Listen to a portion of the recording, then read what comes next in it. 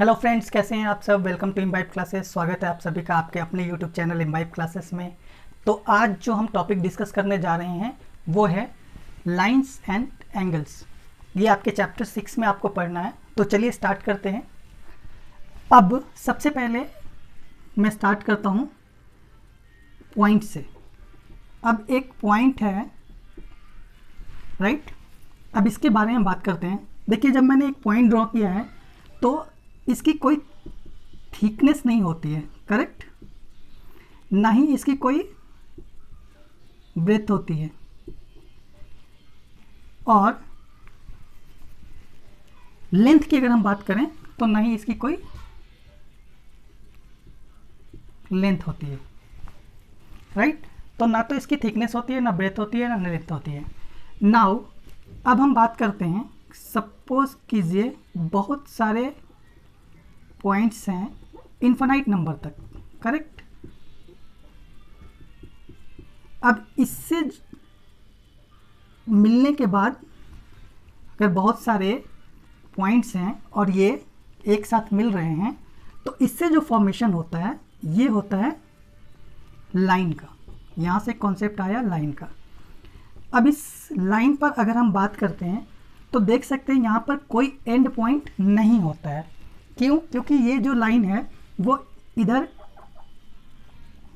कहीं भी जा सकती है, इन्फिनाइट तक जा सकती है, और यहाँ भी ये इन्फिनाइट तक, अनंत तक जा सकते हैं, करेक्ट। लेकिन जैसा मैंने बताया, इस लाइन पर कहीं ना कहीं बहुत सारे पॉइंट्स हैं जिससे मिलकर ये लाइन बनी है। नाउ अब हम क्या करते हैं, यहाँ से कहीं किसी एंड पॉइंट से, and point in the sense किसी एक पॉइंट से दूसरे पॉइंट तक हमने उठा लिया। अब हमारे पास अगर आप देखोगे तो दो एंड पॉइंट हैं हमारे पास, करेक्ट। टू एंड पॉइंट्स अब हमको मिल गए हैं। तो ये जो टू एंड पॉइंट्स मिले हैं हमें, इसको हम कहते हैं लाइन सेगमेंट। अब देखिए, यहां अगर लाइन था हमारे पास तो इसको हम डिनोट कैसे करते हैं, इसको हम डिनोट इस तरीके से करते हैं। और जब हम लाइन सेगमेंट की बात करते हैं तो इसको हम डिनोट ऐसे करते हैं, करेक्ट। चलिए, अब लाइन सेगमेंट के बाद हम बात कर लेते हैं। अब देखिए, ये हमारा लाइन सेगमेंट है, ठीक है, ये हमारा लाइन सेगमेंट है। अब इस लाइन सेगमेंट पर भी बहुत सारे पॉइंट्स होंगे, ऑफ कोर्स। अब यहाँ से किसी एक एंड पॉइंट से, किसी भी एक एंड पॉइंट से, क्योंकि ये सारे पॉइंट्स हैं, से आगे तक हम जाते हैं, करेक्ट। तो जहाँ हमारे पास एक एंड पॉइंट तो मिल गया, लेकिन ये आगे कहाँ तक जा रहा है इसके बारे में पता नहीं है। तो यहाँ से हमारे पास जो कॉन्सेप्ट आता है वो आता है रे का। अब अगर ये ए है और ये बी है तो हम इसको डिनोट करते हैं इस तरीके से, इसे हम कहते हैं रे। नाउ जो मैंने आपको अभी ये कॉन्सेप्ट बताए हैं वो इसलिए बताया है क्योंकि यहीं से हमारा जो एंगल है उसका कॉन्सेप्ट आता है। अब कैसे आता है, चलिए देख लेते हैं।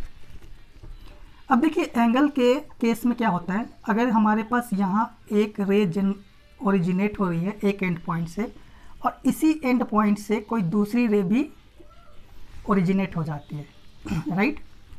तो यहाँ पर एंगल का फॉर्मेशन होता है, राइट। अब अगर इसको ओ ए बी कहते हैं तो हमारे पास ये एक एंगल है जिसको ए ओ बी एंगल कह सकते हैं। इसको हम इस तरीके से डिनोट करते हैं, करेक्ट। चलिए, अब हम बात कर लेते हैं कुछ एंगल्स की जो आपको पढ़ना है। अब मैं कुछ फिगर्स ड्रॉ कर रहा हूँ। अब हमारे पास यहाँ एक एंड पॉइंट है और इस एंड पॉइंट से यहाँ एक रे ओरिजिनेट हुई है, और इसी एंड पॉइंट से यहाँ एक और रे ओरिजिनेट हुई है। यहाँ पर एक एंगल बनाते हुए इसको हमने नाम दे दिया। चलिए, एक दूसरा हमारे पास है फिगर जहाँ पर एक रे ऐसे जनरेट हुई है, ओरिजिनेट हुई है, और यहीं से यहाँ से बेसिकली एक रे सीधी ऐसे ओरिजिनेट हुई है। तो यहाँ पर कोई एंगल बनता है। एक हमारे पास एक रे इस तरीके से, और यहीं से दूसरी रे जो है वो इधर ओरिजिनेट हुई है। तो यहाँ पर भी कोई एंगल बनता है, इसको भी हमने नाम दे दिया। अब यहाँ भी हमने इसको नाम दे दिया। अब देखिए, इस तरीके के एंगल को हम कहते हैं एक्यूट एंगल, या निम्न कोण। हिंदी में अगर आप देखते हैं तो इसे हम कहते हैं राइट एंगल। हिंदी में इसको कहते हैं समकोण।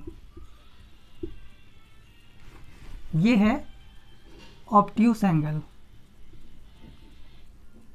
जिसे हम कहते हैं अधिक कोण। करेक्ट। अब जब भी कोई अगर एक रे ओरिजिनेट हो रही है एक एंड पॉइंट से और परपेंडिकुलरली अगर उससे एक साथ दूसरी रे जो होती है जनरेट होती है या ओरिजिनेट होती है, तो यहाँ पर 90 डिग्री का एंगल बनाती है। करेक्ट। अब अगर सपोज कीजिए यहाँ पर एक एंड पॉइंट था, तो यहाँ पर अगर परपेंडिकुलर कोई रे जो है वो ओरिजिनेट होती तो इस तरीके से जाती। तो इस केस में आप देख रहे हैं क्या कि ये 90 डिग्री से तो छोटा है। करेक्ट। तो यहाँ पर जो इसके एंगल की वैल्यू होती है वो क्या होती है, 90 डिग्री से तो छोटी होती है, लेकिन 0 डिग्री से तो बड़ी होगी। सो इसको हम इस तरीके से लिखते हैं या जानते हैं। अब इसको याद करने का बहुत सिंपल सा तरीका है। अगर आप हिंदी से समझ जाएं तो निम्न कौन है, निम्न यानी छोटा, कम, तो 90 डिग्री से छोटा है, कम है, तो ये एक्यूट एंगल हो गया। राइट एंगल के केस में तो यहाँ पर इसकी वैल्यू 90 डिग्री होगी। और अब जब हम बात करते हैं अधिक कोण या ऑब्ट्यूस एंगल के बारे में, तो यहाँ कुछ इस तरीके से जो परपेंडिकुलर अगर एक रे होती तो ऐसे ओरिजिनेट होती, लेकिन यहाँ क्या है कि अगर आप देखेंगे तो ये 90 डिग्री से ज़्यादा है, तो यहाँ पर जो इसकी वैल्यू होती है वो 90 डिग्री से ज़्यादा होती है। लेकिन ये अगर यहाँ से ये जो रे है वो इसके सीधे अपोजिट डायरेक्शन में आ जाती, राइट, अगर इधर आ जाती तो यहाँ पर ये 180 डिग्री का फॉर्मेशन होता एंगल का, तो ये 180 डिग्री से छोटी है। तो ये है हमारा 3 बेसिक जो एंगल है वो। चलिए अब हम चौथे एंगल के बारे में बात कर लेते हैं। अब जब हम चौथे एंगल के बारे में बात करेंगे वो है, अगर हमारे पास यहाँ एक रे जो है वो ओरिजिनेट हुई है और यहीं से दूसरी रे जो है वो सीधी अपोजिट डायरेक्शन में ओरिजिनेट हो गई है, तो यहाँ पर जो हमारे पास वैल्यू होती है या जो एंगल फॉर्म होता है वो होता है 180 डिग्री का, जिसको हम कहते हैं स्ट्रेट एंगल। करेक्ट। अब देखिए इसके साथ एक और कॉन्सेप्ट आता है जो मैं आपको बता देता हूँ यहीं पर। अब सपोज कीजिए कि हमारे पास यहाँ से एक रे ओरिजिनेट हुई है, दूसरी रे अभी जैसे मैंने स्ट्रेट एंगल में बताया, अगर ये सीधी इसके अपोजिट इस रे के अपोजिट डायरेक्शन में अगर ओरिजिनेट होती तो इस तरीके से ये होती है। करेक्ट। जहाँ पे ये 180 डिग्री का एंगल बनाती है। लेकिन अगर मान लीजिए ये कैसे ओरिजिनेट हो सकती है, या तो ऐसे ओरिजिनेट हो सकती थी, या तो इस तरीके से हो सकती थी परपेंडिकुलरली आती, या तो यहाँ पे कहीं ऑब्ट्यूस एंगल बनाती। करेक्ट, यही होता है ना। अब ये क्या है, ये रे जो है वो यहाँ से 180 डिग्री से क्रॉस करके इस तरीके से आ गई है, तो यहाँ से यहाँ तक का एक एंगल इसने फॉर्म किया है, इसको हम कहते हैं रिफ्लेक्स एंगल।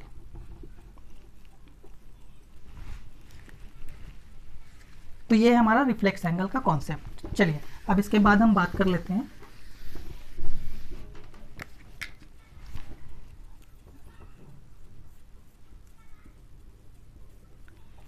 कॉम्प्लीमेंट्री एंगल की। अब हमारे पास यहाँ पर एक रे है जो ओरिजिनेट हुई है, दूसरी रे जो है वो इस तरीके से ओरिजिनेट हुई है। करेक्ट। ये हमारा OA है, ये OB है। नाउ अगर यहाँ पर कोई तीसरी रे ओरिजिनेट हो जाती है तो यहाँ पे 2 एंगल्स फॉर्म हो रहे हैं। तो इस तरीके के केस में जो इसकी और इसकी वैल्यू होती है वो हमेशा 90 डिग्री के बराबर होगी। तो उस केस में हम इसको कहते हैं कॉम्प्लीमेंट्री एंगल। ये दोनों एंगल्स जो होंगे, जरूरी नहीं है कि ये 45 डिग्री का होगा और ये 45 डिग्री का होगा, नहीं, ऐसा नहीं है।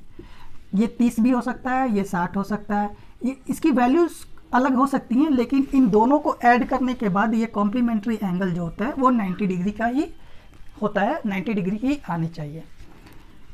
चलिए, अब कॉम्प्लीमेंट्री एंगल के बाद हमारे पास एक एंगल है जिसको हम कहते हैं सप्लीमेंट्री एंगल। अब इसमें क्या होता है, यहाँ पर हमारे पास एक रे ओरिजिनेट हुई है, दूसरी रे जो है वो इसके अपोजिट डायरेक्शन में ओरिजिनेट हो गई, करेक्ट। ये O है, ये A है और ये B है, और कोई सा भी एंगल बनाती है। एक तीसरी रे जो है वो कोई सा भी एंगल बना रही है, यहाँ पे ऐसे और यहाँ पर इस तरीके से, करेक्ट। तो इस केस में इन दोनों एंगल की जो वैल्यू होती है ऐड करने पे ये होनी चाहिए 180 डिग्री के बराबर। तो इसको हम कहते हैं सप्लीमेंट्री एंगल। अगेन इनकी वैल्यूज जो है वो कुछ भी हो सकती है, लेकिन इन दोनों के वैल्यूज को अगर हम ऐड करते हैं तो वो 180 डिग्री के बराबर आती है। इसको हम कहते हैं सप्लीमेंट्री एंगल। अब चलिए, इसमें एक और एंगल है हमारे पास, उसके बारे में हम देख लेते हैं, जिसको हम कहते हैं एडजेसेंट एंगल्स। क्या होता है ये एडजेसेंट एंगल? देखिए, अभी आपने कॉम्प्लीमेंट्री एंगल के बारे में देखा था। नाउ सेम केस पे अगर हमारे पास कोई एक ओरिजिनेट हो रही है रे यहाँ से, और कोई दूसरी रे जो है वो ओरिजिनेट हो रही है इस तरीके से, करेक्ट। नाउ अगर यहाँ पर एक कोई तीसरी रे ओरिजिनेट हो जाती है तो यहाँ एक एंगल बनेगा और यहाँ एक एंगल बनेगा। तो जो ये जो एंगल है पहला और ये जो एंगल है दूसरा, ये एक दूसरे के एडजेसेंट एंगल कहे जाते हैं।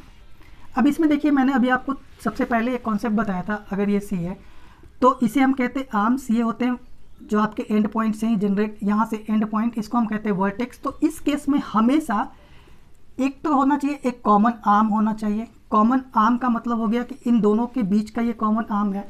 दूसरी जो चीज़ होनी चाहिए, दूसरा जो कंडीशन होना चाहिए एडजेसेंट एंगल के लिए, वो ये होना चाहिए कि जो रेस्ट टू जो आर्म्स हैं वो दोनों डिफरेंट डायरेक्शन में, opposite directions, opposite in the sense different directions में होना चाहिए, सेम डायरेक्शन में नहीं होना चाहिए, या दोनों साइड्स में होना चाहिए। आप अगर ऐसे समझे तो इस आर्म के दोनों साइड्स में होने चाहिए कहीं पे, तभी ये एडजेसेंट एंगल कहे जाते हैं, करेक्ट।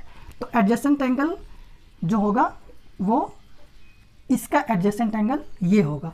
और अगर हम इसकी बात करते हैं, सब जैसे अगर हम इसकी नेमिंग करें तो हमारे पास एक एंगल था AOB, करेक्ट। सबसे जो प्राइमरी था वो AOB था। तो AOB की जो वैल्यू होगी वो हमेशा, यहाँ से अगर आप देखोगे तो BOC, एंगल का नाम तो हम ऐसे ही देते हैं, तो ये BOC प्लस AOC यानी एंगल AOC। तो इन दोनों एंगल को अगर हम ऐड करेंगे तो उसकी वैल्यू जो हमारा ये प्राइमरी एंगल, ये जो यहाँ पे सबसे पहला एंगल था, उसके बराबर आना चाहिए। लेकिन जरूरी नहीं है कि ये 90 डिग्री ही हो, जो कि कॉम्प्लीमेंट्री के केस में हुआ था, राइट।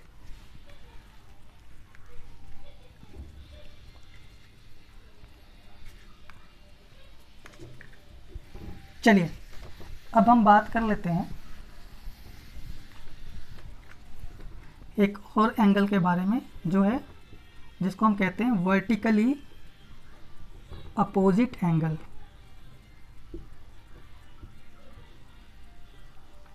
अब देखिए, वर्टिकली अपोजिट एंगल में क्या होता है, हमारे पास एक रे है,